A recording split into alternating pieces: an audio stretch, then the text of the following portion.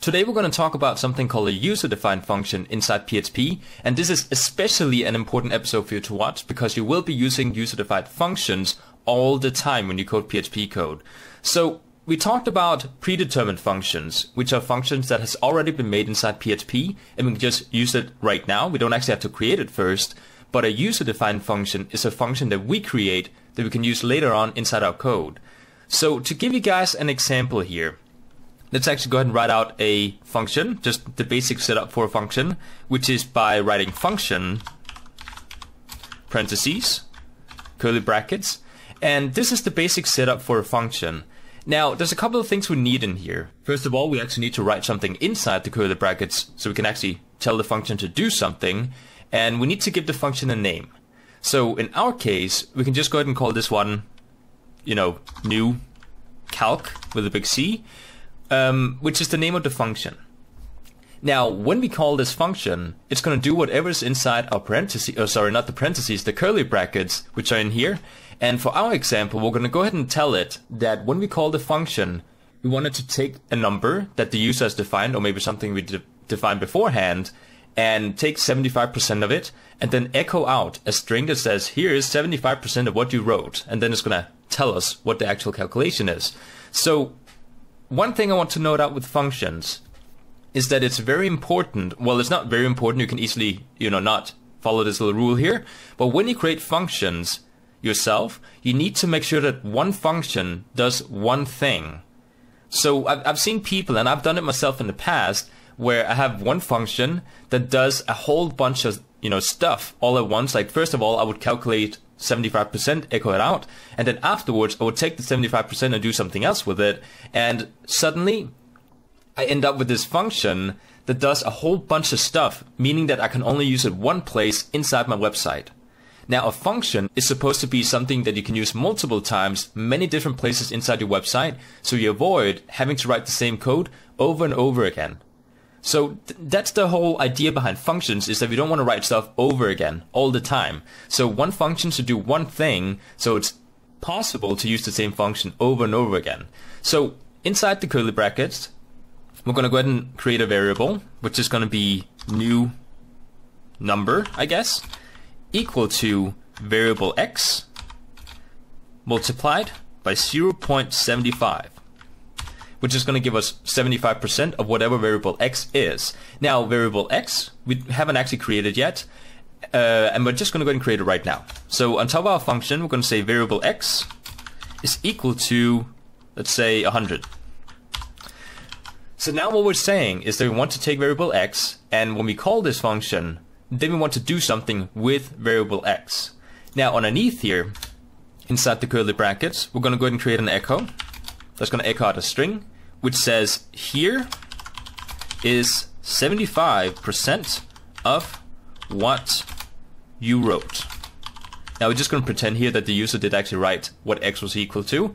So after the echo, we of course need to include the actual variable we have up here, the new number that we created. So I'm just going to go ahead and copy it, paste it after the string with a punctuation between them. And now we have a function that simply takes, x and takes 75% and writes out, here's 75% of what you wrote. Now, we need to do one more thing, because right now, if I were to actually, use this function, it wouldn't actually work. Because we need to make sure we actually call the actual variable we're going to use inside the function. Now, it's important to note, you don't have to use, like data outside the function. So we don't have to use like a variable that's outside the function. We could easily just say that this in here is 100 times 75, and then you can just call the function, and it's going to calculate, 75% of 100. Now, because I want to actually use a variable outside the function, we need to make sure inside the parentheses we write which data we're picking up from the outside of the function. Otherwise, it doesn't know what variable x is. So inside the parentheses, we're going to write variable x. So now it's actually going to go looking for variable x outside the function. So now that we have this, we actually have the function created, but we haven't called the function yet. If I actually go into my browser, refresh, you guys can see we have nothing. And that's because we just created a function. We need to call it as well, just like we would with any other kind of predetermined functions inside PHP. So underneath here, we're just going to go ahead and call out this function. So I'm going to go ahead and say new calc parentheses semicolon. So now if I actually go to the browser, you guys can see we do actually get a warning here. Okay, yeah, I know why we get the warning.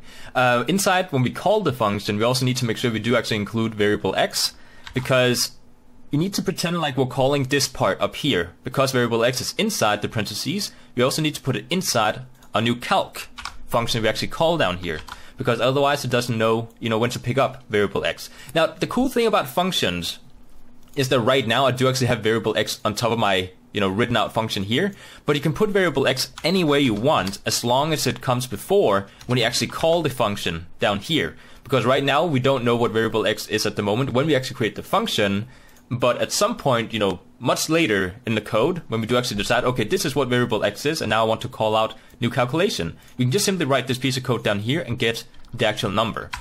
So if I save this, refresh, now we don't get an error, and it will actually tell us, 75% of 100 is 75%. So we can always go in and change variable x, and this is the really cool thing about functions, because we have a bunch of code that does something. Let's say I need to calculate something again underneath here, where I want to change, variable x to maybe variable a.